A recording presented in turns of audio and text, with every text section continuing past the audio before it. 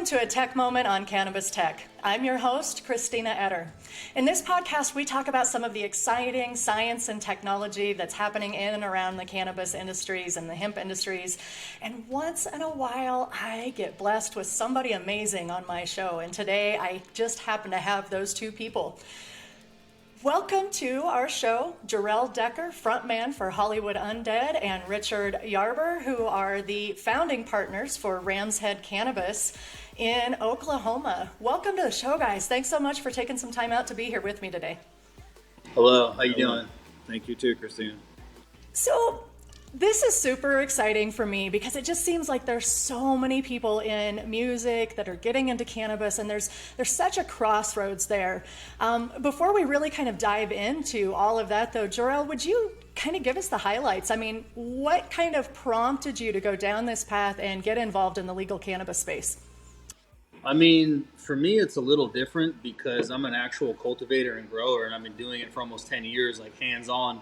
Every day that I've not been on tour, I've been growing, like every single day, unless I left town for like a day or two. But anyone who grows knows you can't go on vacations. Like your plants are like children, they're like infant childs. Like you have to really watch them. So it actually bugs me that the amount of like celebrities and music people that get into cannabis and they're like, hey, I smoke weed, I should have a cannabis brand. As someone like me who actually has been growing it and knows everything about everything, well, I'm not going to say everything, but almost, as much as you possibly can know about growing in cannabis, and to see other people just be like, oh, like I smoke weed, I got a brand now. I'm like, well, I actually grow my weed. So that's a little different, with a team, obviously. Definitely. No, I get that, and I understand too. It seems like kind of like white labeling. It seems like there's a lot of people that are getting into the industry right now, and they're trying to slap their brand on it. But there's a true passion, I think, for what you're doing and for what you're doing there in Ramshead with Ramshead. Talk a little bit about how did you two end up coming together and forming this company, Richard? So, I mean, how did the whole partnership come together for an Oklahoma cannabis brand? I actually met Jorel through mutual friends. Started seeing him more and more in Oklahoma. We kind of started vibing a lot, and then ended up in business with Jorel just through some other parts of business. But me and Jorel met each other, and instantly we think alike, we work alike, we both have the same passions. Other than he's a famous guitarist and musician, I'm not, but we definitely have the same work ethic. So we bonded together and created Ramshead, and now we're just 90-0 with it, and nothing's, we're going as high as we can go in this business, and me and him both together definitely can push it. That's fantastic. I love it to hear those stories when partnerships just kind of naturally evolve. And when you click with someone, I kind of feel that way about my publisher as well. We just clicked from the beginning, and I felt like things were going to do well. So I think a lot of times, especially in these industries like this, you kind of have to trust that vibe and go with it. So my next question then is, Jorel, obviously with Hollywood Undead, and you've had a cannabis brand in California, where was the decision to actually come to Oklahoma, and why did you make that decision in the first place? The decision to come to Oklahoma was because I tried to, be legal in California, and I feel like the bureaucracy of legalized weed in California, in my opinion, and my personal experiences, is extremely corrupt. When you're getting a fire inspection that costs $40,000, but there's a candy factory next door that makes caramels and their fire inspection is $500, I'm like, what's the difference here? Like, why am I being taxed? And then they say, hey, you can't grow, even though you're in the green zone and you got a building and you're spending so much money. This hallway can't be here. We're like, okay, within 2 days we fixed the hallway, and this is with tons of people involved, not just myself. And then the city's like, okay, we're going to come back and inspect that hallway's right. And then 4 months go by. That's 4 months of downtime that you don't have, but you just got your ass handed to you on your building that you just bought because you're in the green zone, and you paid 3 times what the building's actually worth. So every month that goes by, you're just getting screwed on everything. And then to actually grow, we never got there. Like 9 or 12 months went by. And in my mind, I'm like, I could literally just disappear from the legal market, turn this into a black market facility, not pay taxes, and make 3 times the amount of money. So why am I playing this game? Why don't I just go back to how I started, just go on the black market? But I wasn't ready to give it up. So I wanted to still be in the legal market and build a brand. You can't brand on the black market. You can, but like in the long term, you totally can. But in the long run, you're not going to like really get what you want. So I had so many partners, and then I was like, I'm going to try Oklahoma. I had previous partners it didn't work out with, which ultimately led me to working with Richard. So he had a very successful concrete company, and he sold it to focus on this, and he's making less money now than he is when he had his concrete company. So, the stipulation of like get into cannabis, you get rich and it's easy money. Like if you're doing it right and legal, it's not the case at all. Like him and I both made major sacrifices to like make sure this company works. And we're taking a little bit of money right now just to survive, in the hopes of the brand blowing up. We made major sacrifices for this. And, it's hard to find a partner that does that. And I couldn't really find a lot of people like that in California. Right, right. And you're right. And I'm so glad that you brought that up, because I do feel like there's a lot of misconceptions about what it's like to be a part of the cannabis space. And there's all of these ideas basically that these cannabis companies have armored cars and shovels out back, because they're just raking in that money. And the truth of it is, in the legal space, it's just not that way. There's expenses, and then you can't even write those expenses off. And so that becomes such a huge burden for cannabis companies. And actually, a good question then, to kind of lead into this is, since you have worked in the legacy space and you've moved to legal, are the regulations and licensing, is that really the biggest challenge of legal cannabis, or what have been your biggest challenges in moving into that space? So this is the key to, in my opinion, like for having a successful any company, is partners and relationships. So for me, like I'm on the growing side, like I know how to grow plants, but then I look at Richard and I'm like, this is what we need. He literally leveled the field, dug like 20 feet into the ground, made like a trench, built an 11,000, now 12,000 square foot facility, insulated it. So like I can't do that. I don't know. I don't know the logistics of building buildings. I could build a room and grow weed in. So you need good partners in that sense. So when it comes to the licensing and this and that, we have people that help us, and he does a lot. I'll be honest, he does more with this company than I do. So in that sense, I think you need to have the right team. If you don't have the right team, I had like 5 partners, and I feel like I got fucked over in one way or another, or they got fucked over. Like we just never saw eye to eye. So an example of like, being in the legal market is, from my perspective, how do you insulate the building right? In Oklahoma, there's tornadoes because it's like 90 degrees one day and 60 the next. That's what causes tornadoes. So that affects the indoors. I'm like, people are getting mold and rot, and you're going through stringent testing.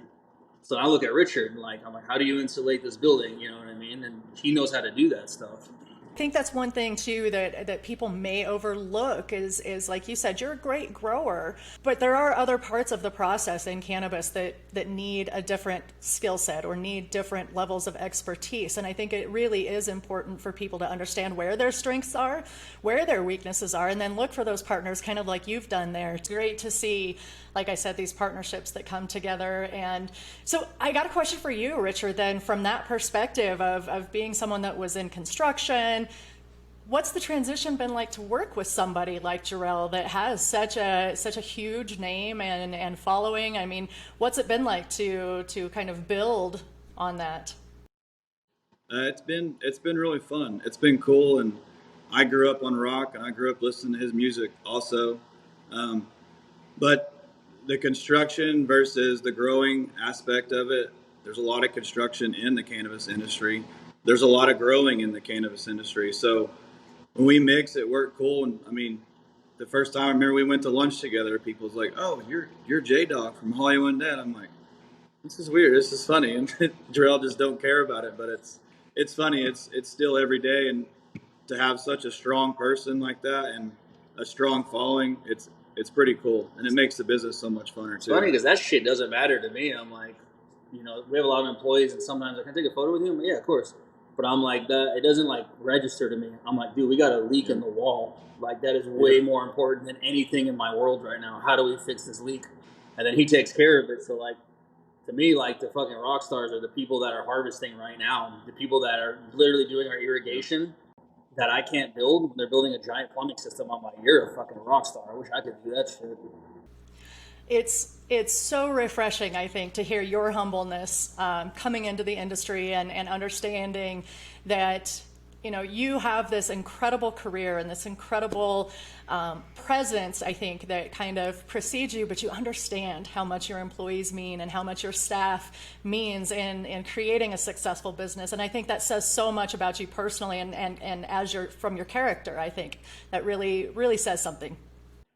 I appreciate that. I bring them like clothes and stuff like that. Every time we have a show locally, I bring them all to the show. So we're kind of like a family. It took us a long time to get the right team, but we did it. For sure. We have a really good team behind us now. That's phenomenal. And building it that's passionate about cannabis, and you want someone that's passionate about the industry, but at the same time, they really need to have a particular skill set, or they need to be as passionate about it as you are, or things just really aren't going to mesh. And so I totally agree with you that building that team and building those people that are really going to have your back and support the company has got to be difficult in this space. It's very hard, but I'll be honest. Like Richard and I don't have the most savory background, so we're from both sides of the coin. It's like we know what it's like to be in jail. We know what it's like to go to prison. We know what it's like to be shit on by everybody, and then we also know what it's like to build a company from the ground up. So it's like you get a lot of dudes in suits with money, like I want to be in cannabis, and then they come in and just shit on everyone. I'm like, dude, like I've had the worst job. I've learning how to grow. I did every job. I still do a lot of these jobs, and same with him. It's like when you go from the ground up, in my opinion, you just never forget where you came from. And some dudes never even came from there, and that's the problem. They just like somehow came into money and got into cannabis because they thought it was easy. Space, and yet the people that were impacted by prohibition in the first place still have not been completely emancipated, from those kinds of things. And so you're right. We have a long way to go yet. We need the people with the money, obviously, to help the industry expand. But at the same time, we have to keep in mind that someone's background in this space especially does not necessarily determine who they are as an employee or as someone in this space. So I am sorry that you guys have experienced some of that, and it's unfortunate that we see those things happen here in this space. But on the flip side of that, let's change gears a little bit. What's been the most rewarding? What's the funnest part about being in this space and working in cannabis? I think the funnest part of this is you meet a lot of people. I feel like me and Jorel both have became somewhat family. Everybody who works for us, we became all family. You meet new people every day. You're more out and about surroundings versus, stuck in a machine or stuck on a job here and there. But it's rewarding. It's fun. We're growing the brand. The brand, I think, is the best part of it all now. We're really getting out there. We're getting on Instagram, all this publicity we're getting, as you too, Christina. And it's amazing. I think that's now me and Jorel see the upside in all of this. We have a great team behind us. So building their lives, their families along with ours and getting them to the next level too. That's where it all kind of comes heart filling and comes humbling for sure. Yeah, I would say it's like honestly being able to be in control of your own destiny. It's like a lot of our employees started as one. Now their parents work here. Now their brothers and sisters work here. Now their kids work here. So a lot of families working here as a whole. It's a safe environment. It's a clean environment. And being able to control that in a sense, because like, I don't mean control it because I don't want to control anybody, but be able to like provide that is the word I'm looking for. Being able to provide that for people and being like, this is how we want this to go and this is how it's going to be. And at the end of the day, sometimes I remind myself like, hey, this was your idea. Like, you're working with your friends. You wanted this, and now it's happening. So as much as it sucks, it's like, dude, like this is all you've wanted for the past 10 years. So sometimes I have to remind myself of that. The most rewarding thing is like, there's some bad shit happens all the time in any business, but I'm like getting calls from my friends, not from my boss, Yeah, 100%. And our grow is in a small town, Oklahoma, in Lindsay, Oklahoma. I would say probably 70% of our employees are from the local town we're in. So we've definitely been able to bring people from town close to here, gave them a job, gave them a different lifestyle. They're all, that's comfortable too, making sure we have something for the city that we're in. Yeah. Gosh, isn't that just kind of like the holy grail for cannabis right there? Is there are so many, and I came from the Midwest. I grew up in Iowa.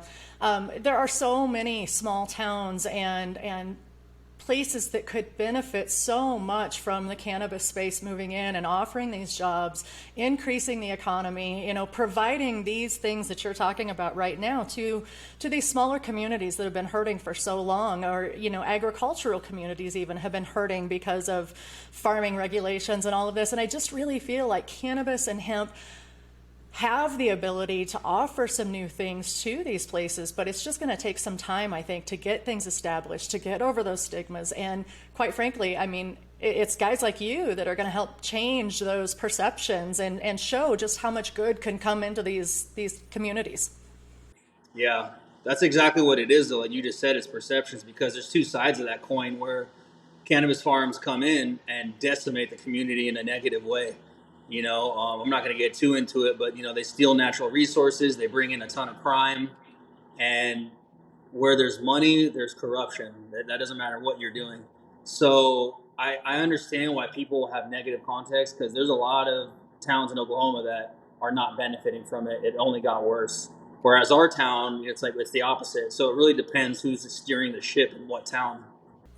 So we definitely need to push for more of those good players that are looking for just that, looking for the ability to come in and help a community and to provide those jobs and do those things right. And hopefully that's coming, hopefully that does come in the future. But let's kind of shift again a little bit here. Let's actually talk about Ramshead. Can we talk a little bit about genetics and maybe this new strain that Lulu told me about, the Tokyo Snow?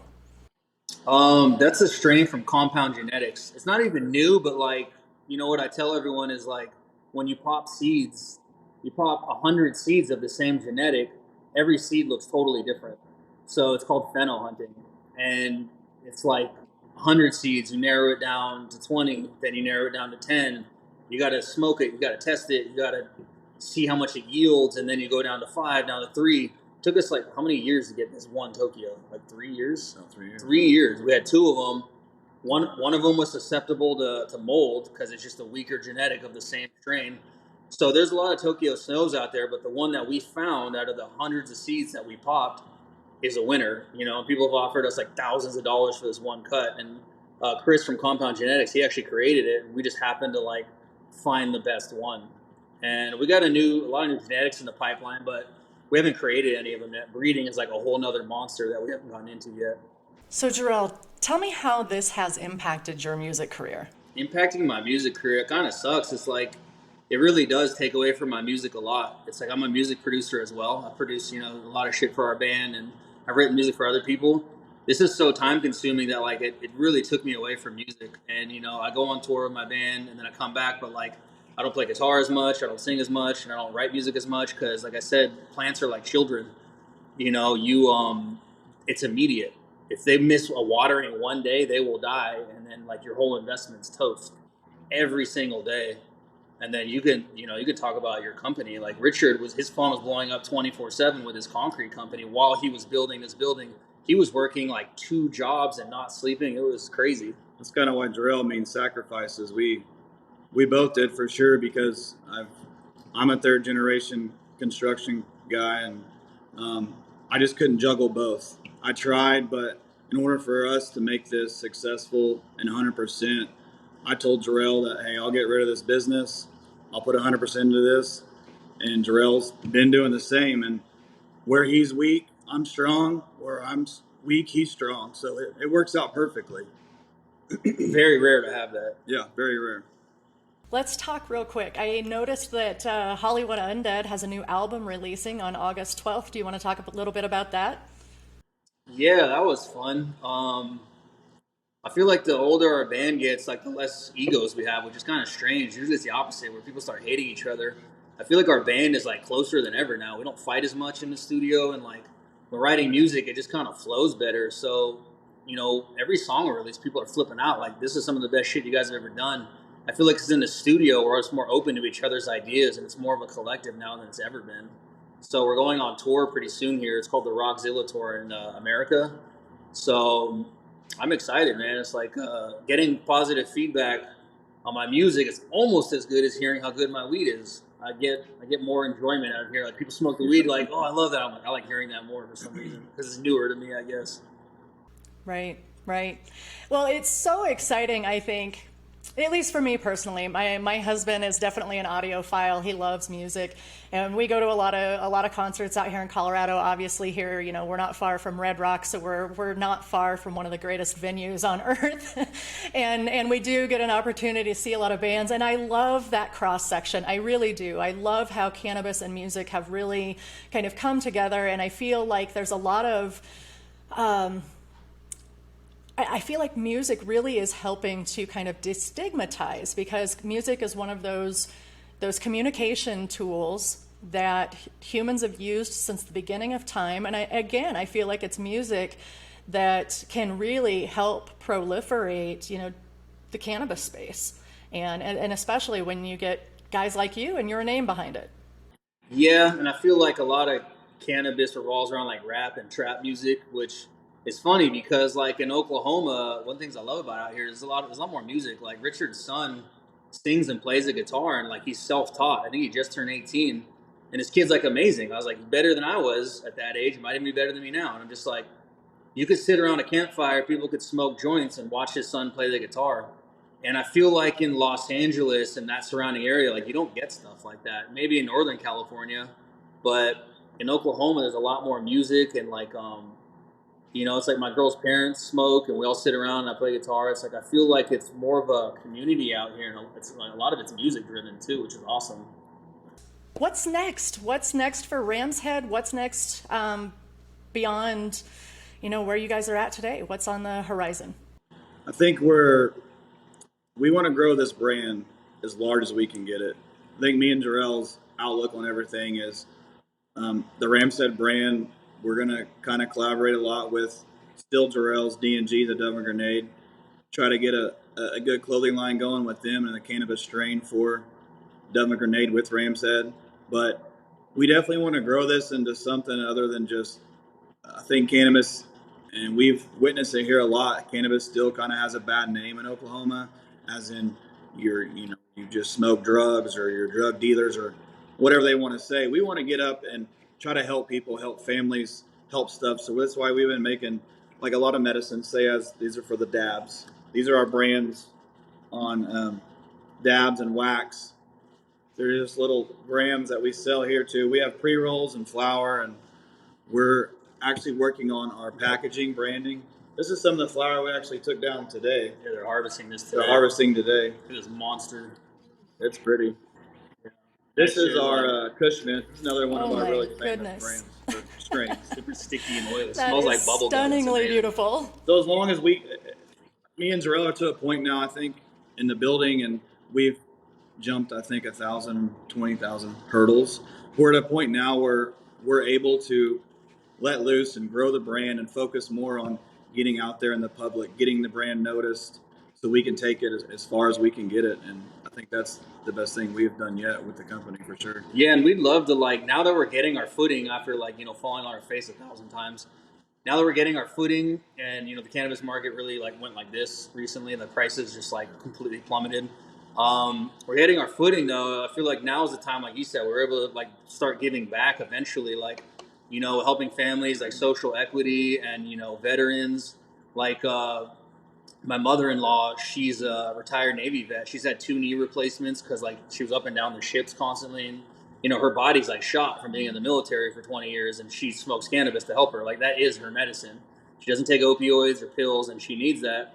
So, but then like my mom looks at that and is like, oh my god, like, I can't believe she smokes pot. I'm like, well, you don't have the body she has. You know what I mean? You haven't been through what she's been through.